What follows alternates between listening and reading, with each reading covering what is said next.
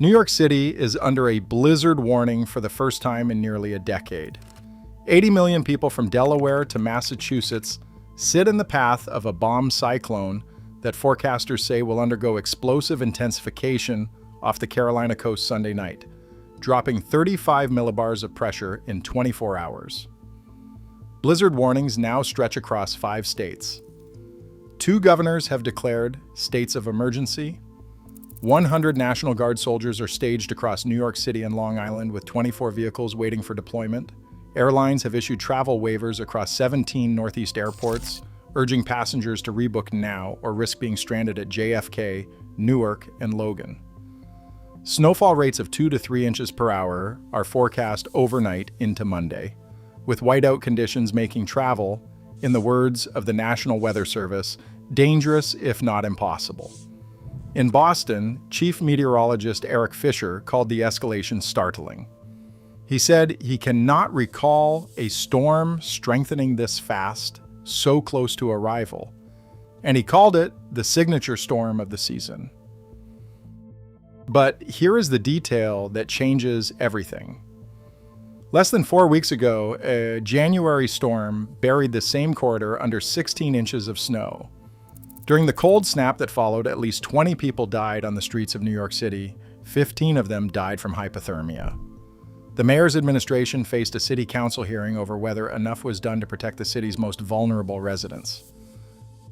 The outreach teams that failed to reach those 20 people are now being redeployed on 12-hour rotating shifts ahead of this second storm. Code Blue is back in effect, the same shelters, the same streets, and the temperatures dropping behind this storm will once again refuse to let the snow melt. Here is how we got here. All week, computer models fought over the fate of this storm. Some pushed it safely offshore. Others drove it directly into the worst possible position. There is a point in the Atlantic, roughly 80 to 100 miles southeast of Nantucket, that meteorologists call the 40 degrees north, 70 degrees west benchmark. It sits at 40 degrees north latitude, 70 degrees west longitude. When a nor'easter center tracks over that point, the Interstate 95 corridor gets buried.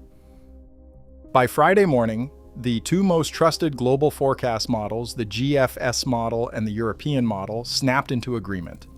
Both placed the storm directly on the benchmark.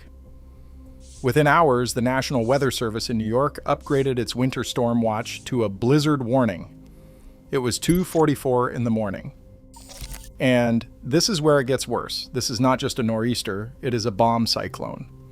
That term describes a storm whose central pressure plummets at least 24 millibars in 24 hours, a process called bombogenesis. This storm is forecast to drop 35 millibars. It will fall from roughly 1,008 millibars to 970 millibars in a single day, generating the kind of pressure gradient that turns snow into a weapon. Wind gusts along the coast will reach 40 to 60 miles per hour. On Cape Cod, they could exceed 70. Unlike the January storm, which dropped light, fluffy powder, this snow will be heavy and wet. That difference matters. Heavy snow clings to power lines. It bends tree limbs until they snap. It collapses roofs. Meteorologist Dave Epstein, broadcasting from Boston, warned that this storm will likely be more impactful than January's. The snow will be wetter, he said. The wind will be stronger. Power outages are a far greater concern this time, but that is only half the collision. The storm surge is arriving at the worst possible moment. Meteorologist Mike Wankum of WCVB in Boston flagged the 3 a.m. Monday high tide as his greatest concern. That tide is not just storm-driven, it is astronomically high, meaning the ocean is already elevated before a single gust of wind pushes water shoreward. Add 3 feet of storm surge. Add breaking waves of 4 to 8 feet along the shoreline. The National Weather Service has issued coastal flood watches from the Bronx to Cape Cod. On Long Island, the town of Riverhead declared its own state of emergency and ordered every parked car off the roads by 9 p.m. Saturday. Along Gardiner's Bay, beach flooding and dune erosion will drive water into roads and properties behind protective seawalls. Here is the problem no one is talking about. This region has not had a month to recover. It has had 26 days. The January 23rd through 27th storm, dubbed Winter Storm Fern, paralyzed the entire eastern seaboard. Over 10,000 flights were canceled. New Jersey Transit suspended all service. New York's governor activated the National Guard. And in the brutal cold that followed, New York City recorded what may have been its longest stretch of below-freezing temperatures in recorded history. 21 inches of snow fell on the city between December and January, 7 inches above the seasonal average. Salt supplies were drawn down. Sanitation crews worked for weeks clearing streets that celebrities and city council members publicly attacked the mayor for leaving buried. And now, before the city has fully exhaled, the same corridor is bracing for a storm that multiple forecasters say will be worse. Now zoom out. From Philadelphia, where 8 to 12 inches are expected, to Boston, where models project up to 20 inches, every major airport on the eastern seaboard is preparing for shutdown. American Airlines alone has issued waivers for 17 airports. Snow will begin falling Sunday afternoon and will not stop until Monday evening. Snowfall rates in the heaviest bands could hit 3 inches per hour. The Monday morning commute does not exist.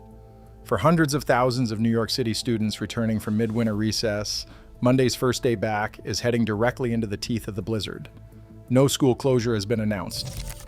In New Jersey, Governor Mickey Sherrill, just 4 days into office, declared her first state of emergency and announced that Morton Salt had halted all private contracts to exclusively supply municipalities scrambling for road treatment.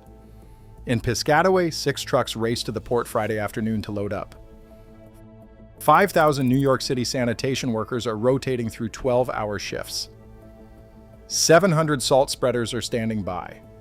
114,000 tons of road salt are stockpiled across the state. 5,000 utility workers are positioned to respond to power outages that forecasters say are not a possibility but a likelihood. Governor Hochul directed all non-essential state employees to work from home Monday. The National Weather Service told residents in the blizzard warning zone that travel will be treacherous and potentially life-threatening. And still, this storm has not started. What happens when a bomb cyclone stalls over the benchmark and the snow refuses to melt for days? What happens when the same city that lost 20 people to the cold 4 weeks ago gets buried again under 1.5 feet of wet, heavy snow with 60 miles per hour, winds ripping down power lines? What happens when the outreach teams deployed on 12-hour shifts run out of hours before the cold runs out of days? The answers are somewhere between Sunday night and Monday morning. The low pressure is organizing off the Carolinas right now. The barometric pressure is beginning to fall, and 80 million people are watching the sky, waiting to find out if the models got this one right.